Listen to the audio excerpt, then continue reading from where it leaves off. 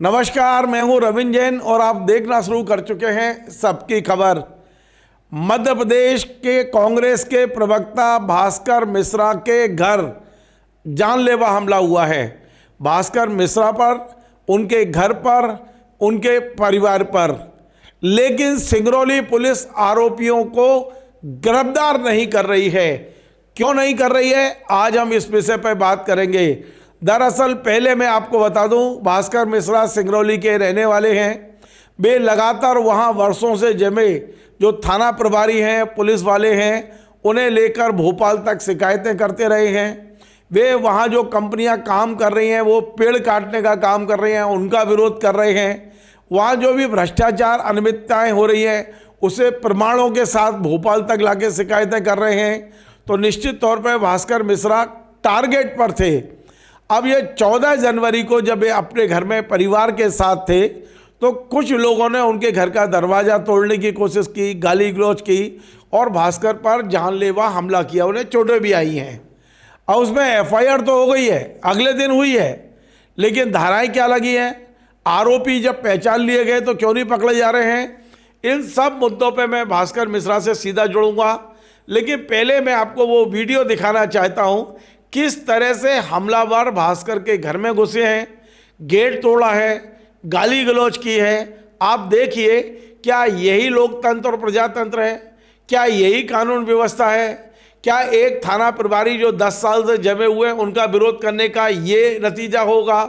ये सवाल आज मैं मध्य प्रदेश सरकार से पूछूंगा। लेकिन पहले वो वीडियो देख लीजिए आप।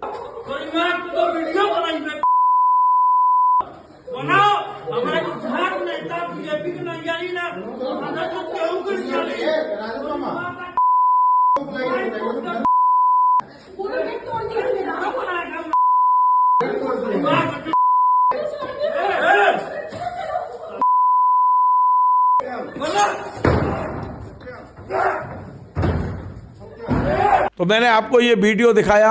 अब मैं आपको वो वीडियो दिखाता हूं जब भास्कर मिश्रा के शरीर पर चोटें हैं, वे थोड़े घबराए हुए हैं, परिवार के साथ हैं। और ये जो आताताई टाइप लोग हैं, इन्होंने जो एकदम से हमला किया है उनके ऊपर, वो भी एकदम से चौंक गए हैं।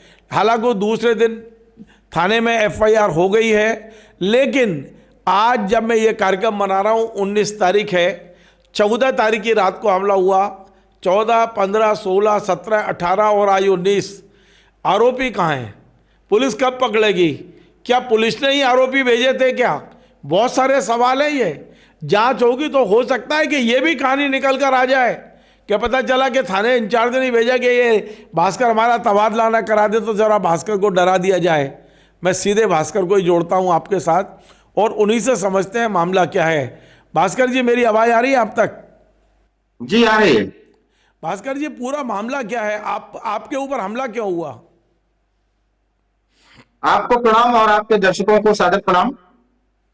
अब हमला का कोई कारण तो हमें पता नहीं है, लेकिन लगातार जब से मैं ये लड़ाई लड़ रहा हूं, अब विशेषकर मोरवा टीआई जो स्थापित थे, 10 साल से ऊपर हो गए थे, उनको 10.5 साल हो रहे थे।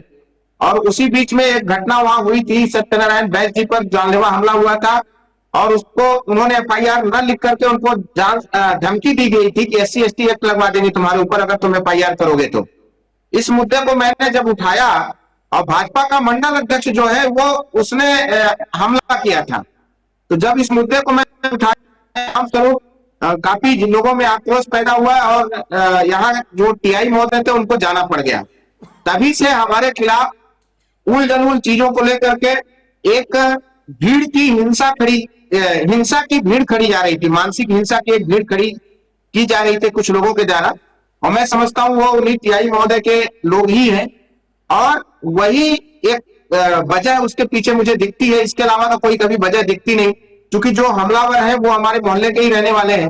उनसे कभी मेरा कोई ऐसा विवाद नहीं रहा, ना तो कभी कोई ऐसा तू में हुआ। तो एक ही वजह इसके पीछे आती है कि जो मेरे पीछे और मेरे खिलाफ एक भीड़ खड़ी की गई, जिसके मन में हिंसा पैदा हो, वो उसी का परिणाम मैं मानता हूं। और वो वजह सिर्फ और सिर्फ वो जो यहाँ पे एक टीआई को हटा दिया गया और एक टीआई फिर से मोरवा में स्थापित होने का प्रयास किए, जो वही भदौरिया जी हैं जिनके खिलाफ जो है अडानी कंपनी ने उनके पत्नी के नाम से घूस के रूप में मुआवजा दिया है, आपने दिखाया था अपने चैनल पे। और फिर एक एसडीओपी आ रहे थे जो पहले से यहाँ टीआई रहे हैं और वापस उनको सीएसपी बन के यहाँ बैठन आ रहे थे, उनका भी मैंने आप ही के चैनल पर मैंने एक इंटरव्यू दिया था, संभवतः उसी वजह से और आपके चैनल की वजह से हटा उनका कैंसिल हो गया। ये तमाम कारण थे कि उनके लोगों में एक तथाकथित सेना है उसको लेकर के आक्रोश पैदा हुआ और वो लोग जो है एक हिंसात्मक मानसिकता उन्होंने भरा, लगातार सोशल मीडिया में मेरे खिलाफ धमकी दे करके और तमाम चीजों को लेकर के, और उसमें कहीं ना कहीं पुलिस ने भी उनका सहयोग किया, क्योंकि जब भी वो खड़े हुए तो पुलिस ने बिना जांच करके उन्होंने जो भी झूठे मूठे तथ्य पेश किए उसको जो है तुरंत मेरे ऊपर एफआईआर कर दिया। मैं ये जानना चाहता हूं कि आपके घर पे जिन लोगों ने हमला किया था क्या उनकी पहचान हो गई है, क्या नाम दर्ज एफआईआर हुई है, ये जानना चाहता हूं। एक्चुअली मैं उस व्यक्ति को मैं बताया ना मेरे मोहल्ले के ही है और उनसे उनके परिवार से मेरा कभी लेना देना कुछ नहीं रहा है, ऐसा कोई कभी बातचीत तक नहीं हुई और सामान्य संबंध थे। तभी तो जब पहचान थी तभी तो मैं निकल के गेट खोल के बाहर आ गया। और जनरली हमारे यहाँ 11-12 बजे तक फरियादी आते रहते हैं, तो जब मुझे पता चला कि कोई बाहर मिलने आया है तो मैं यूं ही निकल गया, मिलने निकल गया और मेरे ऊपर अचानक हमला हो गया। गेट तोड़ करके अंदर आया, जब गेट बंद करके बाहर का मैं अंदर भागा तो अंदर वो जो है गेट तोड़ के अंदर आ गया। हो रहे अभी तक मुझे तो जहां तक लग रहा है कि ये पुलिस गिरफ्तार करना नहीं चाह रही है। इस पूरे मुद्दे को तुरंत ही यहाँ जो सीएसपी साहब हैं और वो सीएसपी साहब का यहाँ से ट्रांसफर भी हो गया, को रिसीव नहीं किया जा रहा है। उस सीएसपी साहब ने उस दिन ही उस मुद्दे को डाइवर्ट कर दिया, क्योंकि उस समय जब आप रविंद्र जी आप समझ सकते हैं जब किसी व्यक्ति के घर में और किसी उसके परिवार के सामने हमला हो, उसका परिवार इतना डरा हुआ हो। मेरा छोटा सा बच्चा था, उसने तो ये कह दिया कि डैडी यहाँ से आप जो है तो सिंगरौली छोड़ के हम लोग कहीं दूसरी जगह चल देते हैं, क्योंकि लगातार सोशल मीडिया में मेरे खिलाफ भय का माहौल बनाया जाता है और पुलिस उन पर कोई कार्रवाई नहीं करती है।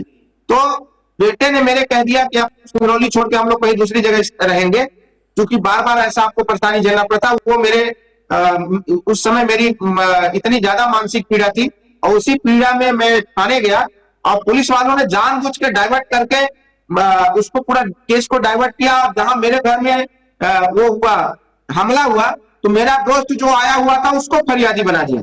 अब सोचिए, पहले बोला कि ज्वाइंट एफआईआर दर्ज कर रहे हैं, फिर उसको फरियादी बना दिया, मुझे उससे हटा दिया। तो पहले से ही पुलिस की मानसिकता ठीक। आज भी मैं बता दूं, अगर पुलिस चाहे उसको 24 घंटे में गिरफ्तार कर लेती, और 24 घंटे में गिरफ्तार की बात मैं नहीं कह रहा हूं। जब यहाँ को मैंने पुलिस को कॉल किया, पुलिस आई और पुलिस जब लेकर के मुझे अपने अभिरक्षा में लेकर के थाने जा रही थी। भास्कर जी हमारे पास समय कम है, मैं आपसे एक आखिरी सवाल इतना और पूछ रहा हूं कि आपके ऊपर हमला हुआ, नाम दर्ज रिपोर्ट हुई, पुलिस वाले अब किसी आरोपी को गिरफ्तार नहीं कर रहे हैं, तो अब भास्कर मिश्रा अब क्या करेंगे? अभी तक तो मैं इंतजार कर रहा था, लेकिन कल मैं एसपी ऑफिस में ज्ञापन देने जा रहा हूं और इसके बाद संभवतः 24 या 25 को बहुत बड़े मात्रा में मैं एसपी ऑफिस का स्वयं घेराव करूंगा। क्या करूंगा? अपने लिए तो लड़ना पड़ेगा, अपने परिवार के लिए। सवाल सिर्फ रविंद्र जी मेरे लिए बात सवाल मेरा नहीं है। अब अगर आप सोच लीजिए कि अगर मेरे घर पर, मुझे कुछ लोग जानते पहचानते हैं, तो अगर मेरे घर पर हमला हो सकता है तो आप सोचिए सिंगरौली के आम लोगों पर क्या बीती होगी। घर में तो कभी कभी भी कुछ भी हो सकता है और इतने हौसले बुलंद हो गए लोगों के कि हमारे घर पे हमला कर दिया तो किसी के घर पे भी हमला कर सकते हैं। तो कहने का मतलब आज पूरे सिंगरौली में कोई परिवार सुरक्षित नहीं है, कोई व्यक्ति सुरक्षित नहीं है। कभी भी कोई व्यक्ति जा रहा होगा रास्ते से और इस तरीके के अपराधी किसी के ऊपर हमला कर देंगे, किसी को जान से मार देंगे। और जनरली सिंगरौली में ऐसा हो ही रहा है, क्योंकि इतने मेरे को लगता है इतना पैसा दे करके यहाँ टीआई आते हैं, एसपी आते हैं, प्रशासनिक अधिकारी आते हैं और यहाँ के जो जनप्रतिनिधि है भारतीय जनता पार्टी के, सब उनके सेवादार बन करके रहते हैं। तो वो इसी अपराध के माध्यम से ही तो पैसा कमाते हैं, अपराधियों को संरक्षण देके ही तो पैसा कमाते हैं। चलिए बहुत बहुत मैं एक बात और कहना चाहूंगा और बताने की कोशिश की है। तो आपने देखा ये थे भास्कर मिश्रा जो कांग्रेस के मध्य प्रदेश के प्रवक्ता हैं, प्रदेश स्तरीय है, और ये सिंगरौली में लगातार भ्रष्टाचार के खिलाफ लड़ाई लड़ रहे हैं। वो जो पुलिस वाले लगातार लंबे समय से यहाँ जमे हैं, जिन्हें वहाँ की कंपनियों ने घूस के रूप में मुआवजा दिया है, ये तमाम सारी लड़ाइयाँ भास्कर लड़ रहे हैं और इन्हें डराने की कोशिश हुई है। अभी तक आपको मैंने इसलिए लेकर आया कि आपने देखा अभी तक तो भास्कर डरे नहीं है, आगे मुझे पता नहीं, लेकिन फिलहाल भास्कर ने कहा है कि यदि आरोपी गिरफ्तार नहीं होते हैं तो वो एसपी ऑफिस का घेराव करेंगे। नमस्कार। Join the next be the best, Bundelkhand का सबसे विशाल और आधुनिक विश्वविद्यालय ज्ञानवीर यूनिवर्सिटी। ये सिर्फ एक यूनिवर्सिटी नहीं, ये है आपके सपनों का लॉन्च पैड। यहाँ मिले आपको smart classrooms, modern campus, updated labs और एक्सपीरियंस्ड फैकल्टी। हर स्टूडेंट को मिलता है कॉन्फिडेंस, ग्रोथ और एक ब्राइट करियर का प्रॉमिस। नए सेशन के लिए एडमिशन ओपन है, तो इंतजार कैसा? आज ही कांटेक्ट कीजिए।